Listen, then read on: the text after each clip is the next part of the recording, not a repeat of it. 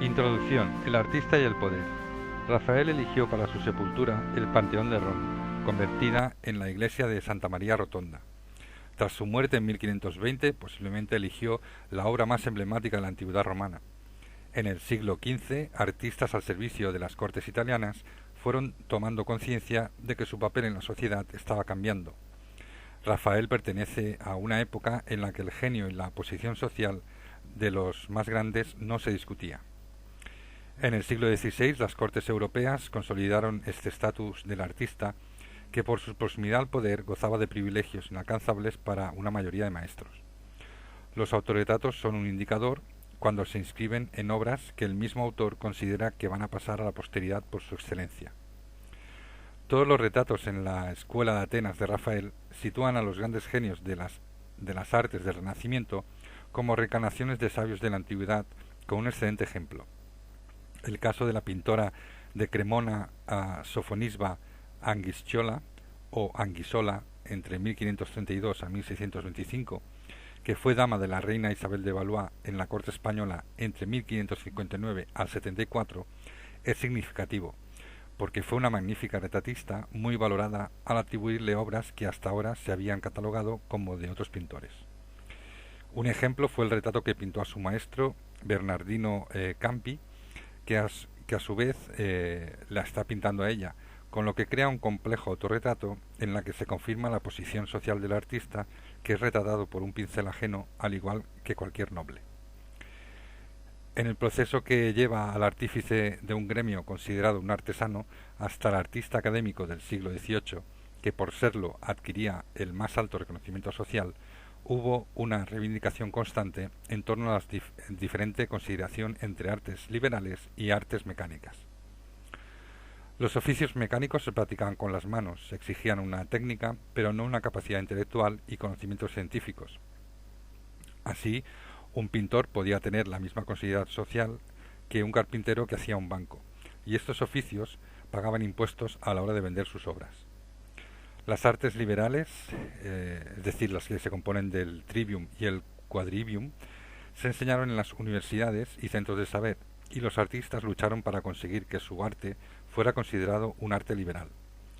La relación entre arquitectura, geometría y matemáticas lo hizo más fácil para estos profesionales e incluso para ingenieros militares. Vitruvio escribió en el primer libro de su obra de arquitectura que el arquitecto debía ser letrado en dibujo y traza, ser entendido en geometría sin ignorar la perspectiva, ser instruido y enseñado en aritmética, que haya visto muchas historias, que haya oído los filósofos con diligencia, que sepa música y no sea ignorante en medicina, que conozca las respuestas a los letrados, que sea astrólogo y conozca los movimientos y razones del cielo. Pocos arquitectos alcanzaron esa sabiduría, pero Vitruvio fue un gran referente que contribuyó a estos profesionales para que tuvieran un reconocimiento social que a otros les costó más tiempo alcanzar. Los escultores lo tuvieron más difícil, ya que se manchaban mucho en sus obras. Como escribía Leonardo, entre la pintura y la escultura, el escultor concluye sus obras con mayor fatiga corporal que el pintor, mientras que el pintor concluye las suyas con mayor fatiga mental. Velázquez, en el siglo XVII, debió entablar un pleito para conseguir ser nombrado caballero de Santiago, porque los que practicaban oficios mecánicos no podían acceder a ese honor. Así que debió demostrar que nunca había vendido una obra por dinero, haciendo prevalecer su condición de cortesano. Nos encontramos, por tanto, con una cuestión que no atañe al reconocimiento social como algo intangible, sino como algo que permitía o impedía a un artista tanto entrar en una orden de caballería como formar parte del gobierno de una ciudad. Para ese cambio de posición en la sociedad, la relación con el poder político fue determinante. La palabra u obra escrita viene a refrendar lo que la imagen nos cuenta y viceversa. Así, la obra de Filippo Villani sobre la ciudad de Florencia a finales del siglo XIV incluía entre los ciudadanos ilustres pintores. Apeles y Alejandros revividos. En ese afán de ascenso social fue recurrente la comparación entre poesía y pintura, porque a los poetas no se les negaba su pertenencia a las artes liberales. La máxima ut pictura poesis llena tratados y escritos de la Edad Moderna, porque se consideraba que la poesía era pintura hablada y la pintura poesía muda. Los pintores se valieron de la referencia evangélica que tradicionalmente consideraba a San Lucas no solo evangelista, sino también pintor de la Virgen. Si un evangelista había sido pintor, ¿quién iba a ser capaz de negarles a los pintores el estatus social que merecían? Hubo un argumento reservado a aquellos a quienes los contemporáneos otorgaron el nivel de excelencia, que fue el compararlos con Apeles. Ello llevaba aparejado que el gobernante que amparaba a ese artista fuera a su vez comparado con Alejandro Magno. El relato de Plinio en su Historia Natural del siglo I fue la referencia en la que Alejandro Magno visitaba el taller de Apeles y había prohibido por decreto que ningún otro pintor lo retratase. Este episodio, narrado a veces por artistas como Ricci, fue recurrente en las comparaciones del ser retratista como único retratista del rey poderoso o del que ese rey acudiera al estudio del pintor, uno de los argumentos subyacentes en las Meninas de Velázquez para reivindicar la libertad del arte de la pintura. También se encuentra estas comparaciones en textos como el de Baltasar Porreño, quien en 1628 se refería a Juan Fernández Navarrete, otro Apeles español que fue mudo, coincidiendo con el tratadista Francisco Pacheco, quien también se refería a Navarrete como nuestro español Apeles, muchas veces visitado por Felipe II. Uno de los casos en los que más se utilizó esa comparación que engrandecía tanto al artista como al mecenas fue el de Tiziano, que junto al emperador Carlos V fue el que más veces se comparó con el nuevo Alejandro Magno en su relación con un nuevo Apeles que fue Tiziano. Un artista muy distinto, que trabajó para una sociedad burguesa como Rembrandt, dejó constancia de la conciencia de su superioridad artística, autorretratándose como Zeuxis, otro de los grandes pintores de la antigüedad. En este caso no era el reconocimiento del poderoso lo que ponía en valor, sino la excelencia de su pintura para alcanzar altas cotas de realismo y de engaño visual.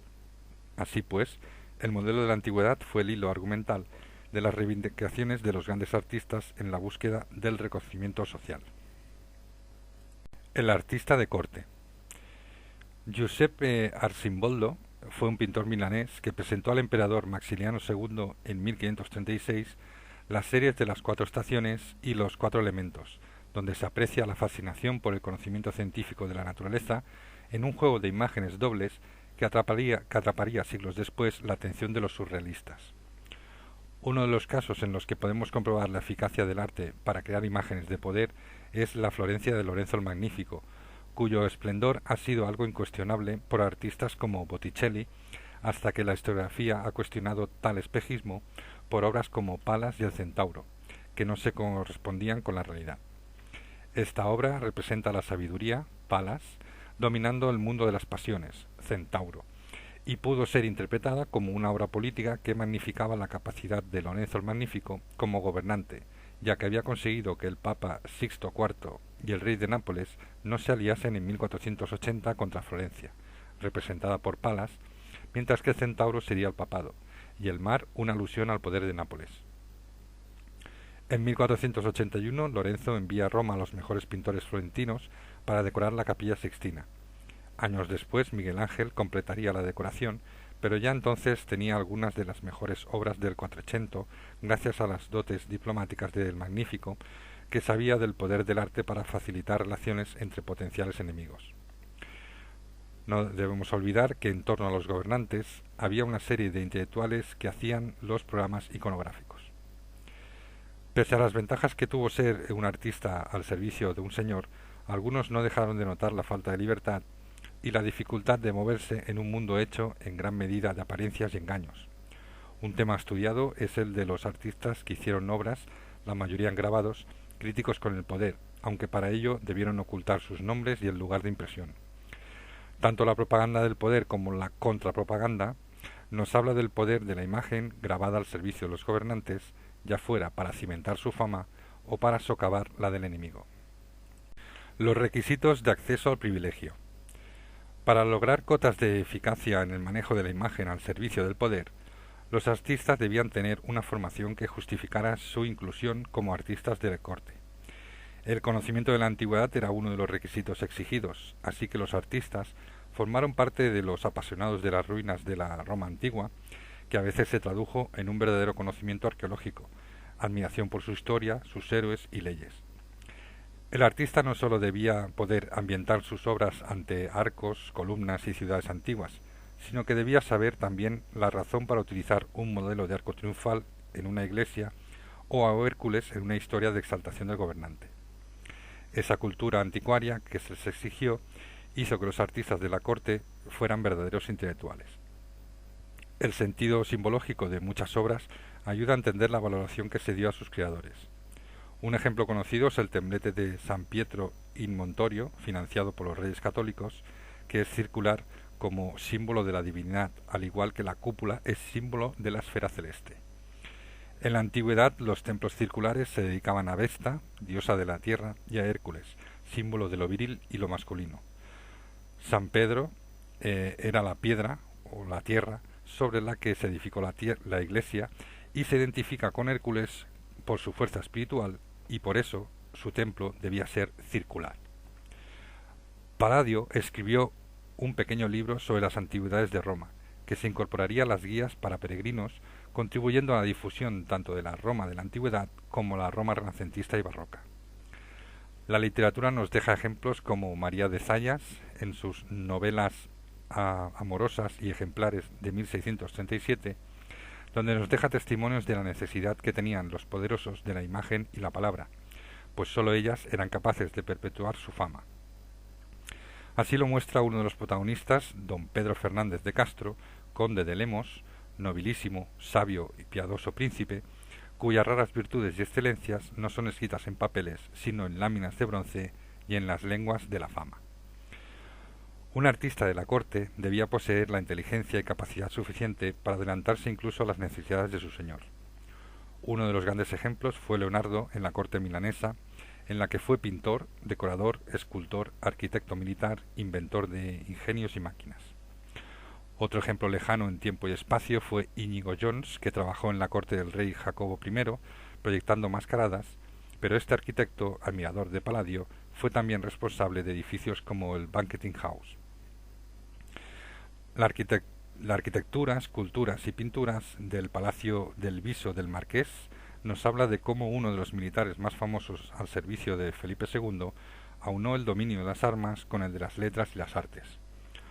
Su cosmopolitismo se plasma en el palacio, que oculta un universo de imágenes que guardan un mensaje relacionado con la fama del marqués. Neptuno, dios del mar, recuerda la profesión del marqués de Santa Cruz, ciclos de pinturas sobre ciudades aluden a los escenarios de su vida y escenas de batallas conmemoran sus grandes triunfos. Es un palacio para ser leído como un libro en el que se construye un discurso histórico que nunca olvidará las hazañas y el poder alcanzado por el marqués, y para ello se valió del historiador Mosquera de Figueroa y de artistas capaces de celebrar su fama. Otros pintores como Luca Giordano, en La gloria de la monarquía hispánica del monasterio del Escorial, pone un broche de oro a la decoración de un edificio que desde su primera piedra se concibió como un monumento al poder de la monarquía. En esta obra, Giordano muestra a los monarcas españoles como defensores de la fe en una composición que recuerda a la famosa Gloria de Tiziano. Si a los artistas se les exigía la excelencia en su capacidad creadora, en sus conocimientos o en su técnica, también es cierto que para atraerlos había que darles unas buenas condiciones de vida y la posibilidad de enriquecerse. Uno de los signos mayores de riqueza y estatus social es la casa. En Mantua, Manteña tuvo la casa de un gran señor, poseedor además de una cultura anticuaria asombrosa. La unión de círculos y cuadrados se convierten en una reflexión sobre la geometría como cimiento del arte y origen de las formas perfectas. En el siglo siguiente y en la misma corte de los Gonzaga de Mantua, el pintor, arquitecto ingeniero Giulio Romano tuvo una bellísima casa que mereció ser recordada por Vasari en Sus vidas, biografía que escribió de este artista. Ese afán coleccionista de algunos artistas es también síntoma de que el dinero y el reconocimiento social se mostraba en comportamientos que les alejaban de los artesanos. Paradigma del artista de corte, ligado al rey Felipe IV, fue Velázquez. Todo el orgullo y la sabiduría del pintor se muestra en las meninas. vestido como un caballero con la cruz de Santiago que tanto le costó conseguir, sostiene la paleta y el pincel mientras reflexiona. La pintura es pensamiento y la cercanía al poder que demuestra este cuadro, con los reyes en el espejo del fondo y la infanta Margarita en primer plano visitando el taller del pintor, nos invita a hacernos preguntas sobre el poder de la pintura. La celebración del poder. Son relevantes reseñar dos formatos. Por un lado los tapices y por el otro el Palacio Real. El rey que se mueve necesita los tapices y el que permanece quieto necesita el palacio, y también los tapices así como otras decoraciones, pero todo acorde con su poder. La tradición de los tapices en la exaltación de la fama no desapareció por contribuir un escenario soporte para la narración histórica y su portabilidad. Hacía falta un artista que ideara la composición, como lo hizo Vermeyen en la serie de los tapices de la conquista de Túnez, y un artesano como Paintmaker capaz de tejerlos. De estos tapices ligados a la monarquía española se realizaron copias en el siglo XVIII para la corte de Felipe V, a fin de que los originales no siguieran deteriorándose. La razón de su importancia histórica radicaba en que la conquista de Túnez en tiempos de Carlos V fue una de las mayores gestas de la monarquía española e indispensable para el control del Mediterráneo occidental frente al turco. El precio de los tapices los convertía en algo más valioso que las pinturas por su valor material. Eran más caros que las pinturas, quizá por lo laborioso de su ejecución, los ricos materiales que se requerían, como oro, plata o seda, la facilidad en el transporte, etc. Eran verdaderos tesoros en las colecciones regias que podían lograr ambientes efímeros de lujo, como se comprobó en el encuentro entre Mazzarino y don Luis Méndez de Haro, en la isla de los Faisanes en 1659, para firmar el Tratado de los Pirineos. El encuentro, años después, en esa isla, entre Luis XIV y Felipe IV, fue la apoteosis del tapiz, celebrado con uno enorme de 35 metros cuadrados, fabricado por los gobelinos. En cuanto a los palacios, los modelos se intercambiaban y se difunden, sobre todo en Versalles, donde triunfa la expresión del poder absoluto, como las columnatas, escaleras monumentales, espacios inabarcables, la iglesia de la corte, los inmensos jardines, que daban sus dimensiones, como se decía, de Versalles. El carácter escenográfico que exaltaba una idea de magnificencia nada tenía que ver con el Renacimiento, sino más bien con la idea del poder absoluto del barroco. Préstamos y viajes. Bernini de Roma a París. Un pintor al servicio de un gobernante no solo pinta, sino que puede llevar regalos de una corte a otra, como hizo Rubens cuando llegó a Valladolid en 1603 con presentes del duque de Mantua para el rey y el duque de Lerma, y debe saber también cómo organizar una galería de pinturas. Si a ello añadimos el retrato ecuestre que hizo el duque de Lerma, nos encontramos con uno de los artistas más versátiles y útiles al poder político de la época. Uno de los viajes más famosos fue el de Bernini, el gran arquitecto de los papas, llamado por Luis XIV, para proyectar el Palacio Real del Louvre. Hizo 3 proyectos intentando adaptarse al gusto clasicista de la arquitectura francesa, aunque en 1667 el proyecto se llevó a cabo por Perrault con una gran columnade, y los proyectos de Bernini tuvieron consecuencias en la arquitectura palaciega posterior. Pero lo que se consideró relevante de su viaje fue la conservación de textos en los que narran sus avatares. El más famoso es el diario que escribió Paul Freart de Chanteloup, con rica información sobre los retratos entre el artista de fama universal y el monarca más poderoso del momento en el año 1665, cuando Colbert controlaba las obras del Rey Sol. El busto de Luis XIV, realizado por Bernini durante su estancia, es uno de los mejores exponentes de la imagen de un poder que convierte al monarca en un ser de formidable espíritu superior al resto de mortales. Bernini, mimado por los papas y como arquitecto de la corte pontificia, dejó en Roma algunas de las mejores obras que nunca se haya realizado como plasmación del poder. El artista burgués. Hubo otras maneras de ascender socialmente a través de los poderes económicos, a veces de una pequeña nobleza o de comerciantes de carácter urbano. Muchos de ellos financiaron no solo obras para sus residencias, sino también para casas de religión. Por ello, los temas no serán solo retratos u obras mitológicas, sino que fueron muy frecuentes pinturas religiosas, a veces para oratorios privados, pero en general para capillas funerarias o altares de las iglesias de las que eran patronos. Se elegía al pintor, escultor o arquitecto, ya que todas las artes eran necesarias para alcanzar la gloria terrenal y la salvación celestial, si se tenían recursos económicos para ello. Al servicio de comerciantes, élites y casas de religión.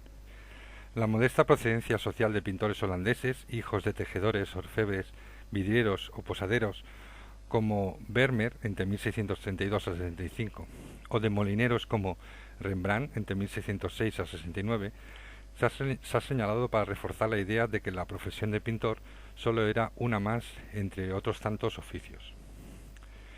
Existió un mercado de arte con obras que solo después se vendían desde el siglo XIV, no solo en Italia, sino también en los Países Bajos, en los que se exponían obras a un público de posibles compradores.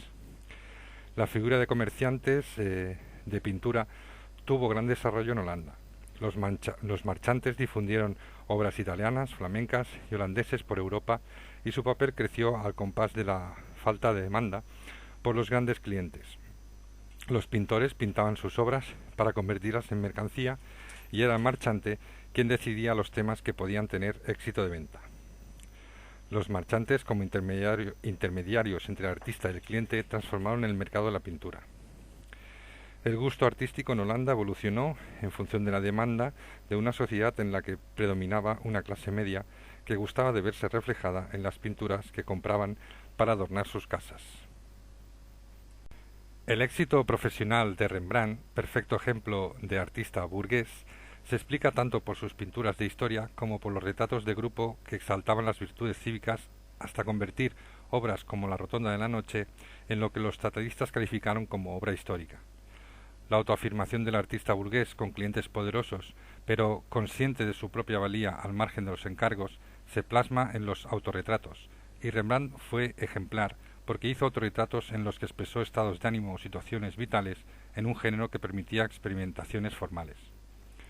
Murillo, en la Sevilla del siglo XVII, tuvo una numerosa clientela de comerciantes del norte de Europa afincados en Sevilla o sevillanos a los cuales retrató.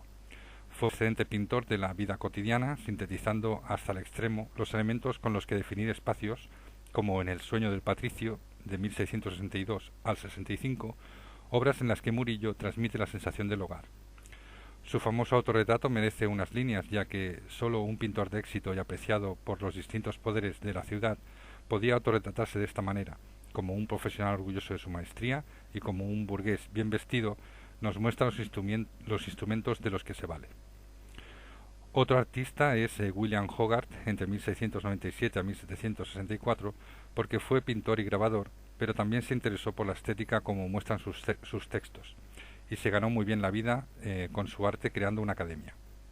Sus escenas de interiores domésticos de las clases elevadas, concebidas como escenas teatrales, fueron difundidas en grabados y hay en ellos una intención moralizante que preludia los intereses ilustrados de reforma de la sociedad mediante la sátira y la caricatura, de las que posteriormente Goya será un maestro. El retrato que hizo de Robert Andrews y su esposa Frances Mary refleja la vida en el campo, donde se caza, y la riqueza se logra con la explotación de tierras para el cultivo. Mucho ha cambiado en lo que hay que contar en imágenes desde los retratos de reyes y nobles, pero el papel del pintor sigue siendo el mismo. Seguía al servicio de un cliente y debía expresar una imagen de poder con la que éste se pudiera identificar, aunque los símbolos de ese poder hubieran cambiado.